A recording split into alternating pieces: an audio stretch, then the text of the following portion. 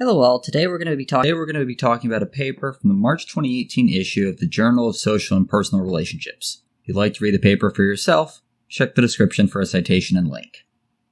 The issue of sexual frequency is a really common problem in romantic relationships. Often, one partner wants sexy times and the other partner just isn't in the mood. Since most people aren't polyamorous, there's usually not much availability in the way of substitutions. Now, there are two sets of goals people can have when dealing with various situations.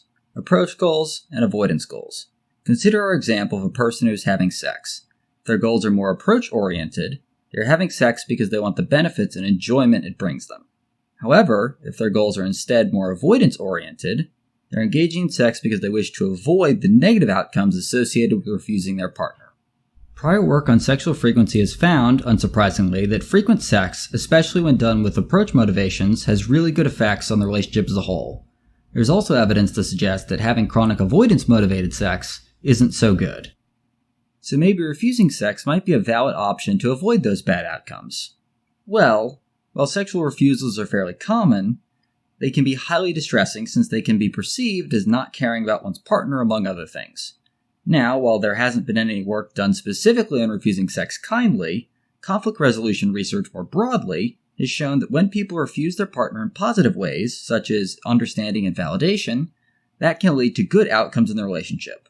On the other hand, when people refuse partners in a more hostile way, the relationship as a whole suffers. The central question for this paper is, how does refusing someone kindly compare to having sex reluctantly? In other words, motivated by avoidance-oriented goals. For study 1A, they also wanted to compare these two to having sex enthusiastically and to rejecting someone negatively in order to get the full range of possible responses. I should note that these two studies are what I call an induction and replication. In this design, you start with a purely inductive design. That is, you go in with no formal hypotheses and just analyze everything to see what sticks. Then you run a direct replication where you go in with formalized hypotheses that are the results of your first study. This method gives you the benefits of an inductive design, that is, giving you plenty of opportunities to find unexpected results, but also mitigates the increased likelihood of spurious findings.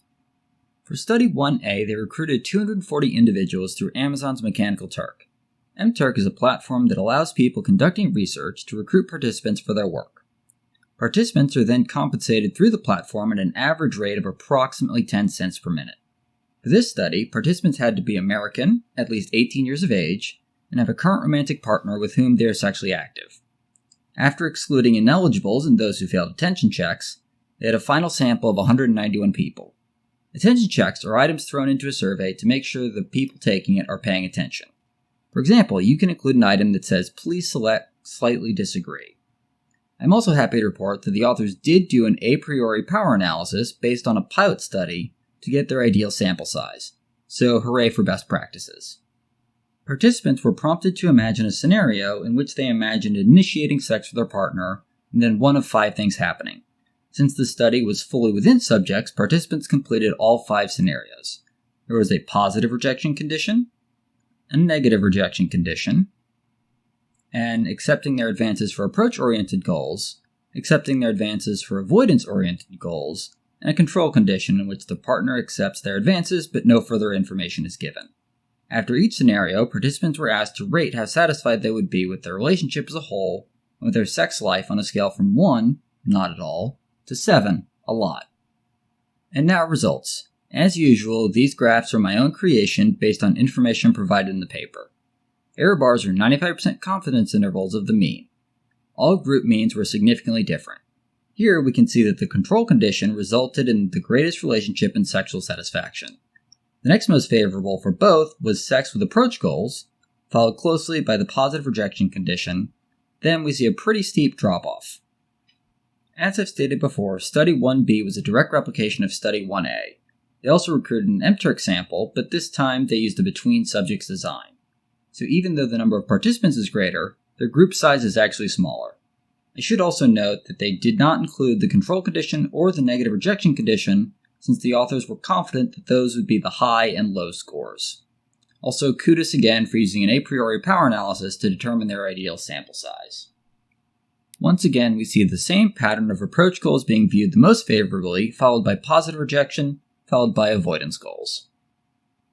So the big takeaway from studies 1A and 1B is that unsurprisingly, sex with approach goals is best. Then, more interestingly, positive rejection seems to be perceived more favorably than having sex reluctantly. And of course, the negative rejection was viewed the least favorably. However, there are some caveats. Just because people say this situation will make them feel a certain way, doesn't mean that's how it works out in the real world. Also, motivations aren't always clear when things are happening in vivo, so there could be hidden processes that change things when people infer those motivations. With those caveats in mind, Kim et al. Conducted a follow-up daily dyadic diary study. In this format, both partners in a romantic relationship fill out surveys each day for, in this case, a span of 4 weeks. This gives you a lot of data to play with, and really gives you a good idea of how people behave day to day. The main downside, especially when you have both partners, is that you need to do some really advanced stats, but more on that later. They're also quite expensive to do. The authors recruited a final count of 98 couples through Kijiji.ca, which from my brief glance looks like a Canadian Craigslist type deal. In the background survey, participants completed the usual demographic measures as well as the satisfaction subscale of the perceived relationship quality components inventory, a fairly standard measure of relationship satisfaction, and the global measure of sexual satisfaction, which is becoming the gold standard in sexual satisfaction measures because it has excellent psychometric properties, especially considering how short it is. Participants completed a measure examining which partner had greater sexual desire, and even though they could indicate that they had equal levels of desire, they were then prompted, if you had to choose, who had the greater level of sexual desire. They were also asked if they had engaged in sex in the last 24 hours, and if so, to indicate the extent to which they were more approach-oriented or avoidance-oriented. If the participant indicated that they did not have sex, and their partner had greater sexual desire than they did, they were asked if they did anything to indicate that they weren't in the mood for sex. If so, they were asked about potential positive and negative ways they could have indicated their disinterest. 5 of each. And finally, they completed a one-item measure of relationship satisfaction in the GM sex. I am puzzled by the fact that they didn't use the global measure of relationship satisfaction because it's just as short and easy as the GM sex and has similar validity. The stats for this study are kind of intense, so I'm going to simplify as much as I can. In short, they used some pretty advanced techniques to account for the fact that their data points were not independent of each other, since people's own scores tend to vary around their mean, and each partner in a couple scores tend to depend on the other partner's scores. And because of the fact that the authors had both partners as data, they could compute both actor and partner effects. And there's also the fact that relationship satisfaction and sexual satisfaction are quite linked. And there's the fact that approach avoidance goals and positive-negative rejection strategies are continuous variables themselves, so there's a lot to analyze. And now results. Here we can see that on days in which both individuals and their partners used more positive rejection strategies, they reported higher relationship satisfaction. We see a similar pattern relating positive rejection with sexual satisfaction.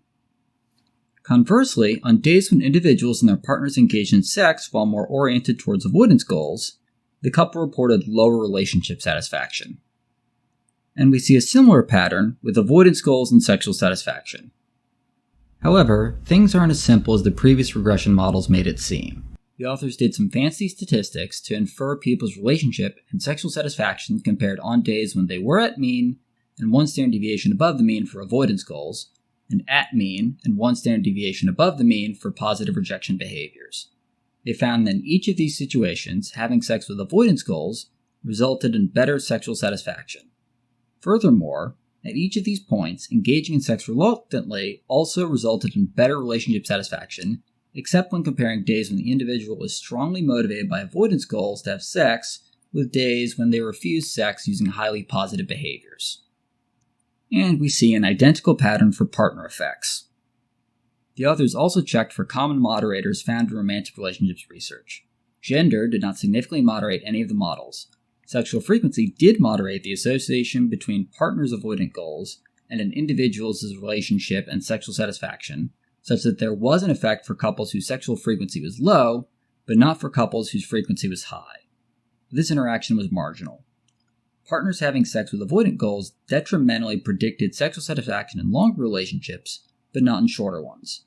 And finally, positive rejection was much more strongly associated with partner sexual satisfaction in longer relationships than in shorter ones. Regarding more long-term results, the authors found that chronically having sex reluctantly was negatively associated with partner relationship and sexual satisfaction at the end of the study. On the other hand, regularly using positive rejection strategies was positively associated with partners' relationship satisfaction at the end of the study. I think there are 3 big takeaways to this paper. First, rejecting a partner's sexual advances with love, compassion, and understanding seems to be a viable, maybe even better alternative to having sex with them reluctantly. Second, when sexual frequency is high, having sex reluctantly might not be so detrimental. And third, reluctant sex seems to be much more detrimental in longer-term relationships than in newer ones. The authors suggest that this could be due to the fact that sexual frequency tends to decline as the relationship goes on. Kim et al. Posit 2 limitations in their work. The Daily Diary study did not measure participants' perceptions of individuals' avoidant goals or positive rejection behaviors. It could be that those perceptions might be more important than the behaviors themselves. The authors also said that they don't have any evidence to explain the mechanisms behind their found partner effects. I would also argue that we don't really know the underlying mechanisms behind the various actor effects. In the future, I'd like to see some studies looking at the underlying mechanisms behind the effects found in this paper. For example, it could be that positive rejection strategies give the couple a boost in closeness. I also wonder if avoidant sex is just genuinely less satisfying, and that leads to the effects seen in this paper. It could be cool to do some pre- versus post-avoidant goal-oriented sex measurements to see if you get some of the same boosts in the good effective stuff associated with sex. You could also have interesting scenarios where someone goes into a sexual event reluctantly, but by the end they're happy they did it.